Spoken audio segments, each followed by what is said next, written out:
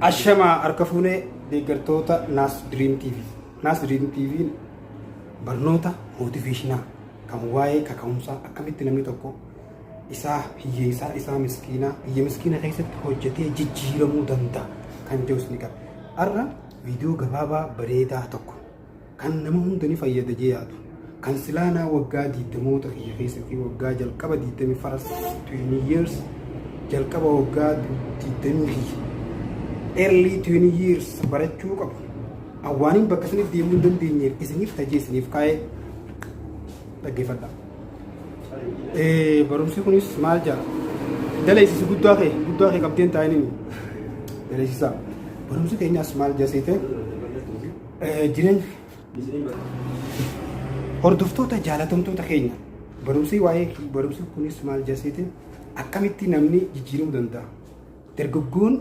Dargaggoon jireenya isaanii guutuu keessatti dogongoran yeroo dargaggummaa dogongoranii jireenya isaanii guutuu hiyyummaan jiraatan maal fa'aa kan jiru qabxiiwwan muraasa isinii qabadee dhufeen jira. Obsaan hanga dhumaatti na dhaggeeffadhaan afeerraa keenya. Dargaggeessi waan namni godhe godha, waan namni bite bita, jireenya isaa keessatti bakka paartii, bakka bashannanaatii fi wantoota mira namaa kakaasan wantoota kanneen akka bilicii shine object warree waan jamu wantoota akkasirra jireenya isaa fixa. Mobile iPhone uffata babbareedaa fi istaayila raabba kan amma jiru kanatti fakkaatee dabarsuutu isaaf qabeenya isaaf guddina. Garuu kanaa miti.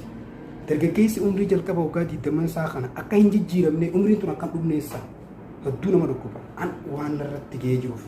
Jaak Maa maal jedhee beektaa isaa waggaa 55 anaa waggaa 20 takka 22 20moota kiyya keessa silaan namni naa himee waanii nammaan tana beekita.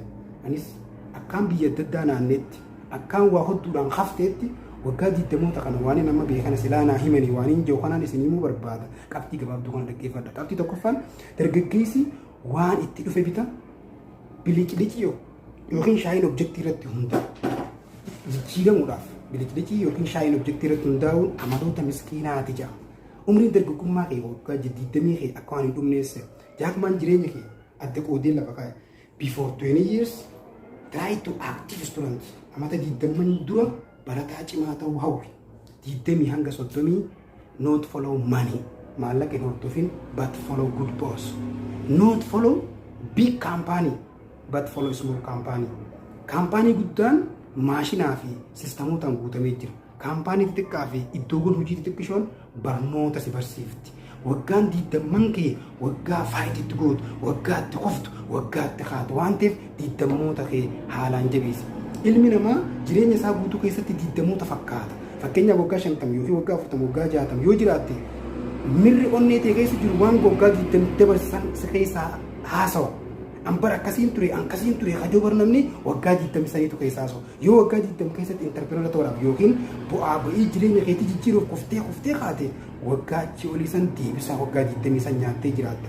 Akkana jechaa maalitti dabalee maas if you are from 30 to 40 if you want to start something for yourself start the thing with good at waan ati cimaa taate takka hojjedhu ta waggaa 20 kaasee hanga 30 jidduutti itti laffaate san hojjedhu jechaa Maan. Kanaafuu waggaa 20 kee biliciliidhaan hin dabarsin faayidaa godhuudhaan dabarsi jireenya kee keessatti.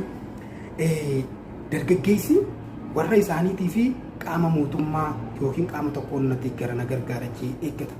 Akkaan isinii dhaamu dargaggeessa kiyya ati yataamaan ta'e akka yataamaa if godhi ilaali. Maaliif jechuu barbaade yeroo waggaa warra keessan jalatti yookiin jireenya warra keessan jalatti hirkattee jiraatu san akka booda jireenya mataa keetii tokko si eeggataa sitti dhufu erga waggaa 20 keessaa baatee jireenya mataa keetii responsibility mataa keetii fudhachuu eegalte maaltu akka dhufe jireenya akkamaa ta'e agarta jechuudha. Kanaafuu warra kee young people blame government and his family that's wrong. Mootummaatu jireenya keenyaa jijjiira yookiin warra keenyaatu waan takka naa godhe achi booda waa godhe jechuun dogongora mataa keetiin cabsii beeksii atiitu jijjiirama mataa keetiitiif bakka bu'a malee qaamni nama tokkoof bakka hin bu'u. Warri keessan gaarantii jireenya keetii guutuu ta'uu hin danda'u lafaa si ol kaasa yookiin si guddisa malee.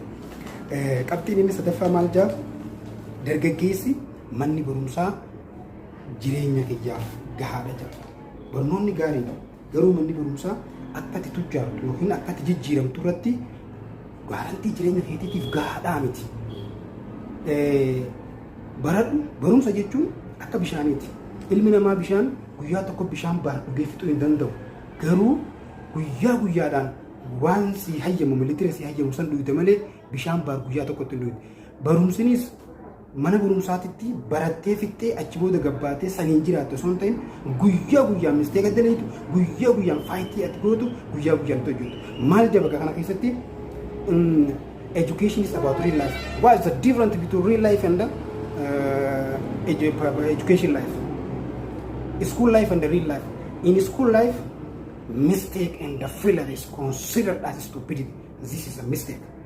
Dogongorri manni barumsaa qabu amma mana barumsaa jibbaan jiru dogongorri inni qabu mistake dalaguun yookiin kufuun akka daddabii akka dadhabaan laalama. But in real life opposite from this faallaa kanaati. Mistake dalaguun dogongora dalaguun qabxii galma gahuuti. Akkam jedhan warreen galma gahan gurguddaan success is from calculation mistake failure to failure.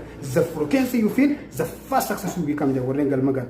Irra deddeebiin isaan ati kuftee galma gahuun keessii dhiyaachaa deema. Kanaafuu manni barumsaa galma gahiinsa keetiif gaarantii ta'uu hin danda'u.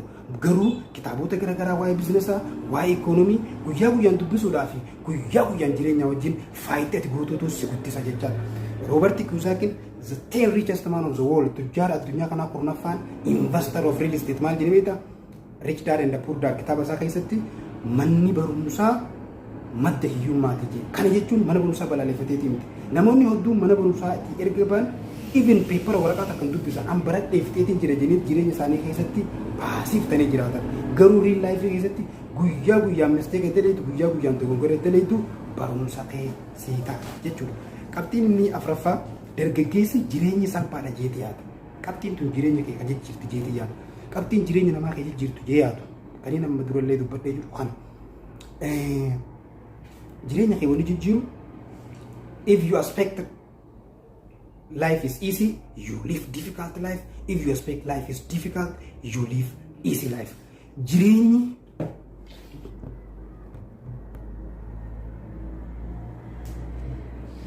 Jireenyi laafaadha jettee yoo yaadde jireenya hamaa yookiin ulfaataa jiraata.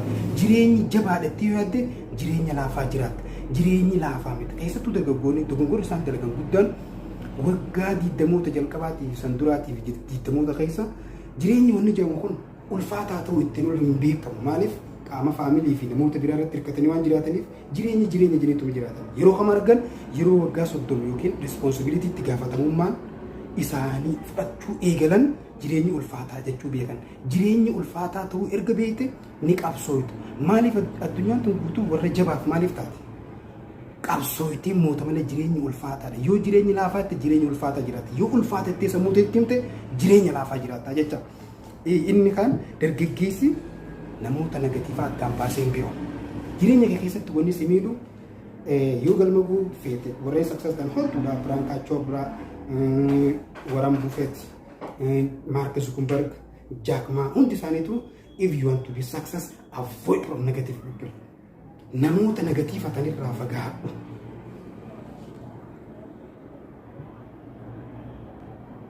Namoonni negatiivatan jireenya kee keessatti yoo ati waan takka dalaguudhaa deemte hin ta'u hin dandamu xaxanii xaxa yookiin marfama negatiivaatiin si ugguran yoo ati waa godhuu barbaadde illee namoota negatiivaarraa yoo fagaatte malee galma gahuu hin dandeessu.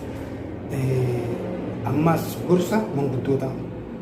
Namoonni hedduun manguddoo waggaa 90 waggaa 80 waggaa 70 gorsa bareedaa na gorsan jeetii yaada. Interpirana keessatti jijjiiramuu keessatti gorsi namoota galman gahanii fakkeenyaaf manguddoo amata 70 addunyaa kana gubbaa hiyyummaan dabarsee jiru.